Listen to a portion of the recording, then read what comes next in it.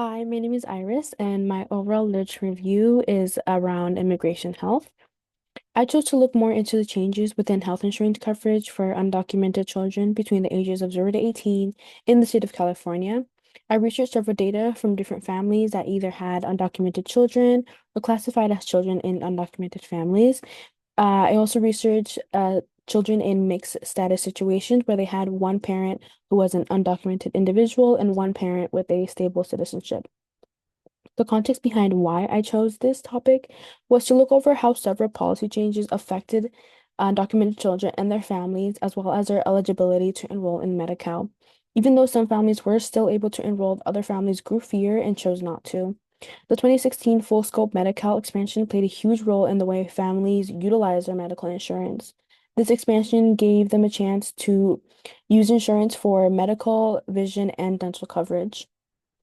My main question was, what were the negative consequences from the policy changes made for undocumented families in California, and how does this affect undocumented children? And other than their eligibility for Medi-Cal, what kind of financial, or mental barriers affect their overall healthcare access? While researching, this also brought up some follow-up questions like how were their healthcare insurance being utilized, and if there was any way their parents' immigration status affected the child themselves.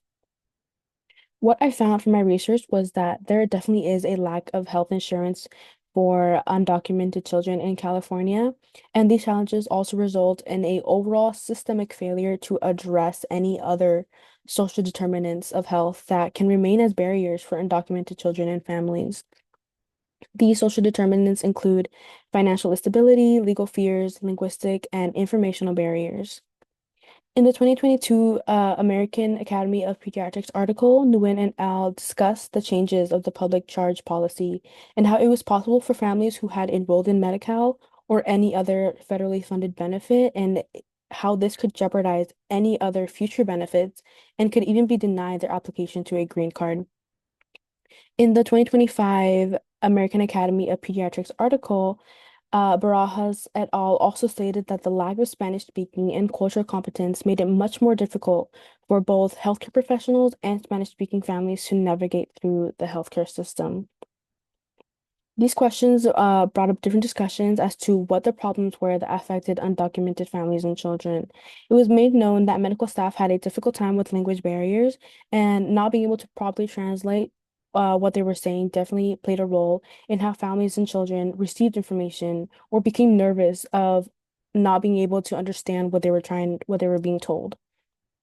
The public charge also made it known to the government who was receiving federal benefits, and this impacted a fear about deportation, as well as the cultural stigma behind medical attention for undocumented Spanish-speaking families were also made known, and it impacted the way families who were eligible for Medi-Cal and their decision to enroll or not to enroll.